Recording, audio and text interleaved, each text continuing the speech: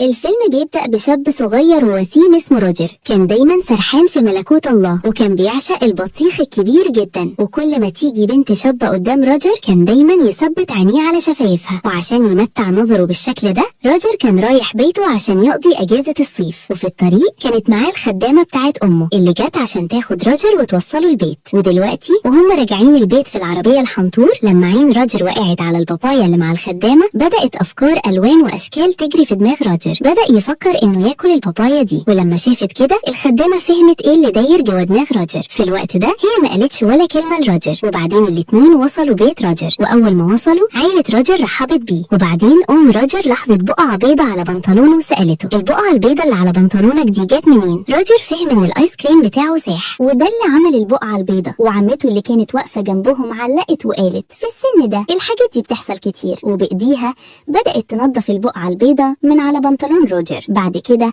روجر قابل اخته الصغيرة اللي كان اسمها انا كانت فرحانة انها شافت روجر وخدته الغابة عشان توريه حاجة. وهناك روجر شاف نفس الخدامة اللي وصلته البيت. روجر بدأ يتكلم معاها، بس الخدامة كان لازم تاخد حذرها وتتصرف بحرص هناك. ولما شاف كل ده روجر قعد يفكر في كل اللي شافه واللي لسه هيشوفه، وبعدين مشي من هناك. روجر كان بيلف لوحده في الغابة، وفجأة اتزحلق ووقع وسط شوية شجر. وهناك روجر سمع ضحكة بنت. شاف ان واحدة من خدامات البيت أرسولا كانت بتمارس الحب مع راجل. وبعدين أرسولا لاحظت روجر وضحكت لما شافته. ولما شاف كده روجر خاف وجري من هناك ورجع البيت. بالليل روجر بدأ يتعشى مع عيلته، وبعد ما خلص أكل روجر دخل أوضته عشان ينام. كان خلاص هيروح في النوم لما فجأة سمع صوت خبط حلل ومواعين بره أوضته. لما روجر بص من بره اتصدم لما شاف خدامتهم هيلين مشغولة في علاقة جوه البيت. هيلين كانت نصها بره الباب ووراها حد كان بيحبها بشغف. هيلين حست ان روجر شافها فظبطت هدومها ومشيت. ونوم روجر طار تاني واتعكر مزاجه. هو كمان حس انه محتاج شوية حنية، بس لسه ما كانش عنده حبيبة، وحس بالحزن وحاول روجر ينام. ويا دوب روجر قعد على السرير، اخته الصغيرة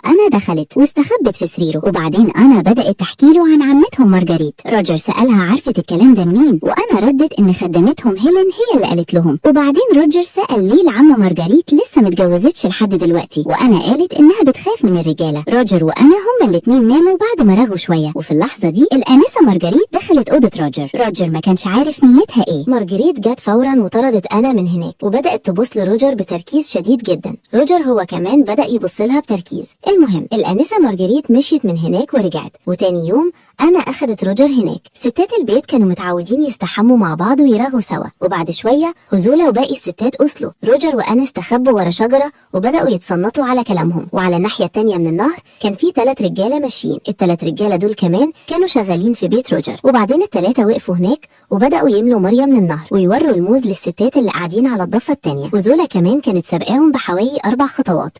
فراحت هي كمان بدأت تبص للرجالة دول بصات غريبة عشان تغيظهم. وكل ده كان روجر بيتفرجوا عليه وهم مستخبيين ورا الشجرة. وفي يوم أخت روجر الكبيرة أليسا جت بيتهم مع أبوهم. الكل كان فرحان بوجودها ورحبوا بيها بحرارة. أليسا حضنت كل واحد في البيت واحد، بس لما جت دور على روجر يدوب قالت له أهلا ودخلت جوه. روجر ما فهمش إيه اللي بيحصل معاه ده. وبعدين أخت روجر الصغيرة جت له تاني وخدته الكنيسة عشان توريه حاجة. وهناك عمتهم كانت موجودة بالفعل. وروجر سمعوا كلام عمتهم من على السطح. كانت بتعترف بخطاياها للقسيس بتاع الكنيسة. وبعدين العمة مارجريت قالت للقسيس إنها عملت خطيئة كبيرة. القسيس سألها وهو مصدوم: خطيئة ايه اللي عملتيها؟ مارجريت راحت قايله له: ابن اخويا روجر جه البيت من كام يوم، ومن ساعة ما شفته وانا حبيته بجنون، وياما في احلامي مارست الحب معاه. روجر اللي كان قاعد فوق كان سامع كل ده، وشعور بالحب ناحية عمته كبر في قلبه. روجر فكر ان في البيت ده مارجريت هي الوحيدة اللي ممكن يحبها. الحب ناحية عمته ظهر في قلب روجر لانه عمره ما حب حد قبل كده. ده كان حبه الاول. روجر ما قدرش يمسك نفسه ووقع تحت خالص. روجر اغمى عليه. بعد كده القسيس ومارجريت خدوا روجر البيت وحكوا الأم كل حاجة. ولما سمعت كلام القسيس روجر غضبت جدا وسألت القسيس ايه العقاب اللي لازم يتاخد. روجر كمان عجبتها الفكرة دي وقالت للقسيس: خطة عظيمة. وبعدين روجر قالت لعمة روجر مارجريت انها لازم تنفذ العمل المبارك ده. مارجريت رفضت في الاول، بس تحت ضغط روجر وافقت تعمل كده. وروجر المسكين استحمل كل ده. بالليل روجر كان نايم على السرير مقلوب عشان مؤخرته كانت ورمانة. وبعدين سمع تاني صوت حلل بتخبط بره الأوضة. روجر شاف ان إنها هيلين، وكان في حد وراها بيحب فيها. والمرة دي كمان روجر معرفش مين الراجل ده اللي كان متعود يحب في هيلين في السر كل يوم. وفي الوقت ده السيد فرانك كان واقف هناك ومبسوط وهو بيشوف هيلين. وبعد شوية الخدامة أرسولا جت لروجر وقالت له: أكيد أنت بتتألم جدا من اللي حصل النهاردة، أنا هحط لك شوية مرهم تحت ظهرك. بس روجر كان عنده فضول أكبر يعرف عن هيلين، فسألها: قولي لي حاجة واحدة، أنا كل يوم بشوف حد بيحب في هيلين في السر، بس بعد ما يخلص حب الراجل ده بيمشي. مين الراجل العظيم ده؟ أرسولا ردت: ده سر حربي بيننا احنا الخدامات. ومع الكلمة دي سابته ومشيت. روجر كان بيفكر إن كل واحد هنا بيحب حد، بس هو إمتى هيجي يومه. وبعدين افتكر إن السيد فرانك كمان كان بيبص على هيلين، فراح يقابل السيد فرانك في أوضته. وهناك روجر شاف السيد فرانك وإيده جوه بنطلونه وبيبص على حاجة في السماء بالتلسكوب. السيد فرانك خاف لما شاف روجر ومشي. بعد ما مشيوا روجر جرب يبص من التلسكوب وشاف اتنين بيحبوا بعض في السر بره. لما شاف كده روجر قال في نفسه: ده الواد فرانك ده طلع حبيب سريك أكبر مني. وبعدين روجر لقى كتاب هناك مليان قصص حب كتير، خبى الكتاب جوه بنطلونه ومشي. وهو خارج روجر سمع صوت وبص من الخرم، وفي اللحظة دي رونالد خطيب إليشا وصل وقفص روجر وهو بيتجسس. روجر اترجاه: أبوس إيدك ما تقولش لأهلي حاجة، أنا هعمل أي حاجة تقول عليها. رونالد استغل اللحظة دي وخلى روجر ينظف عربيته. وتاني يوم روجر كان مستخبي في الاسطبل بيقرأ كتاب قصص الحب بتاع فرانك. وهو بيقرأ حد لمس هدومه وكان هيتقفش من خادم، فراح استخبى في أوضة. وبعد شوية صغيرة هيلين جت هناك عشان تأكل الحيوانات، بس الخادم حاصرها وبدأ يمارس الحب معاها. هيلين كانت وقعت خلاص في اللعبة، فنادت على روجر عشان يساعدها. بس لما روجر جه يساعدها هيلين رفضت. في الحقيقة هيلين كانت مستمتعة بلعبتها الخاصة. روجر خرج بره يشوف الراجل اللي حاصر هيلين، بس قبل ما يوصل الراجل كان مشي خلاص. بعد كده روجر دخل جوه بيته وكان قاعد هناك أخته الكبيرة إليشا وخطيبها رونالد. رونالد قال لروجر: جزمتي اتوسخت جامد، نظفها كويس. بس روجر رفض. رونالد اتغاظ وحكى لأم روجر كل حاجة عن الليلة إياها. بعد ما سمعت كل حاجة أم روجر اتعصبت جدا وقالت: بناتي الاتنين كويسين جدا وأنا ربيتهم أحسن تربية، بس الصايع ده مش عارفة جاي منين. وبعدين أم روجر قالت لروجر يطلع بره. وقبل ما يطلع روجر كان بدل كتاب فرانك بكتاب أخته. ودلوقتي لما روجر خرج بره شاف أخته في السر بتقرا الكتاب ده. روجر لاحظ إن أليسيا كانت حاسة بمتعة رهيبة بعد قراية الكتاب ده. قلب روجر بدأ يهفو للحب، ما كانش عارف يعمل إيه. وبعدين افتكر إن أرسولا هتساعده، فراح لأرسولا اللي كانت شغالة في المطبخ عشان يعترف لها بحبه. ولما شافها روجر ما قدرش يمسك نفسه، ومن غير ما يقول ولا كلمة قفش في أرسولا. أرسولا افتكرته خدم من البيت عندهم، بس لما أرسولا شافت إن روجر حست بأسف شديد ووافقت بهدوء إنها تحبه. وكانوا هيبدأوا حبهم لما في اللحظة دي خدامة ملقبظة وصلت، ولما شافها روجر جري من هناك. روجر كان عايز يلاقي حبه وكان ممكن يعترف لأي حد لأنه كان ممسوس بروح الحب. فجأة روجر افتكر الأنسة لي اللي كانت وصلته البيت. روجر قرر إنه يروح ويعترف بحبه للأنسة لي. كان واثق تماما إن الأنسة لي مش هترفض حبه. جري ووصل للأنسة ليت واعترف بحبه. في الأول الأنسة لايت افتكرت إن في حاجة غلط فيه، بس هي كمان كانت محتاجة الحب، فوافقت إنها تحب روجر. وبعد شوية جه سعي بريد بيزعق وقال للكل إن الحرب قامت وإن ألمانيا أعلنت الحرب على فرنسا. لما سمعوا كده الكل اتجمع هناك، وروجر فشل تاني في حبه. وتاني يوم كل الرجالة في عيلة روجر كان لازم يروحوا الحرب، فالكل بدأ يحتفل. وبعدين السيد فرانك جه وقال للكل إنه مش هيقدر يروح الحرب عشان عنده ربو. لما روجر أدرك إن كل الرجالة رايحين الحرب وكل الستات هيفضلوا لوحدهم في البيت فرح جدا لدرجة إنه بدأ يرقص. كان في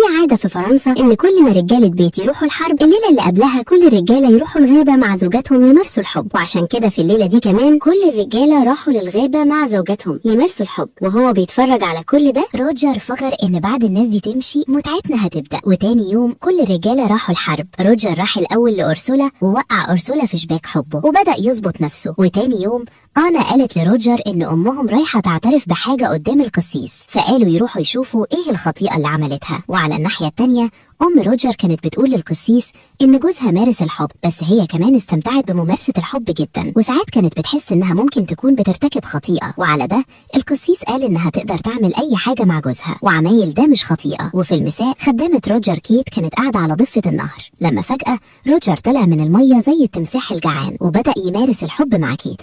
وعمايل ده ادى لروجر ثقة اكبر، فبدأ يخطط انه يمارس الحب مع كل ستات البيت. بالليل روجر راح اوضة عمته مارجريت وتمدد على سريرها، وبعد شوية مارجريت دخلت واتصدمت لما شافت روجر وقتها قال انا جيت عشان اساعدك. مارجريت حست ان روجر محتاج حب، فبعد ما بسته هي كمان بقت زي اللبوة الجعانة، وهما الاتنين استمتعوا بحب عنيف. وبعد شوية وقت هيلين دخلت ومعاها شاي، بس المرة دي ما كانش في حد يسحبها على جنب ويمارس الحب لان كل رجالة البيت كانوا بعيد في الحرب. هيلين دخلت جوه اوضة روجر واديته الشاي، واول ما جت تمشي روجر فجأة مسكها من ورا وبدأ يديها الدواء عشان مرضها. وتاني يوم روجر شاف بنت عمه او اخته الكبيرة أليسا رايحة ناحية الاسطبل، مشي وراها وشاف أليسا بتأكل الحصان عشب. روجر انقض على أليسا وبدأ يديها الدواء هي كمان. في الاول أليسا رفضت، بس بعدين بدأت تستمتع وقبلت دواء روجر. ودلوقتي روجر كان مقضيها احلى وقت لانه كان بيدي الدواء لكل ستات البيت واحدة ورا التانية وبيعالج امراضهم. كل يوم كان بيمارس الحب مع حد. وفي يوم بعد ما ادى الدواء لأليسا قالت لروجر انها حامل، وده صدمة. الحرب كانت خلصت وكل الرجالة كانوا راجعين البيت.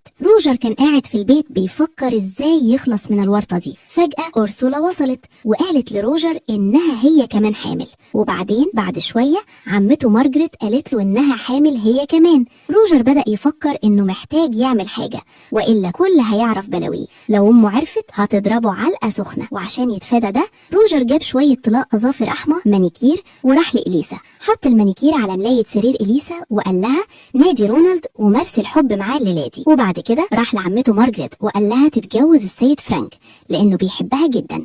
لما سمعت كده مارجريت وافقت تتجوزه. وبعدين راح لأورسولا وعرض عليها الجواز، بس أورسولا رفضت عشان كانت معجبة براجل تاني. ودلوقتي الثلاث ستات اتجوزوا ومحدش عرف ان العيال اللي في بطنهم يبقوا ولاد روجر. محدش كان عنده اي فكرة عن المصيبة اللي روجر عملها من ورا ظهرهم. وفي نفس الليلة دي روجر مرة كمان ادى الدواء لهيلين، وبعد كام يوم هيلين كمان قالت لروجر انها حامل. اجازة روجر كانت خلصت وكان سايب البيت وماشي. وقبل ما يمشي روجر قال لهيلين انا هرتب لك عريس ليكي انتي كمان. هيلين ردت ملوش لازمة الكلام ده، انا هتصرف بطريقتي. لما سمع كده روجر رجع لعقله ومشي. وبكده الفيلم بينتهي هنا. فيا اصحابي اتمنى يكون الفيلم عجبكم. يا ريت تعملوا لايك وشير للفيديو وتشتركوا في القناة وتضغطوا على علامة الجرس، واشوفكم في الفيديو الجاي. سلام يا حلوين.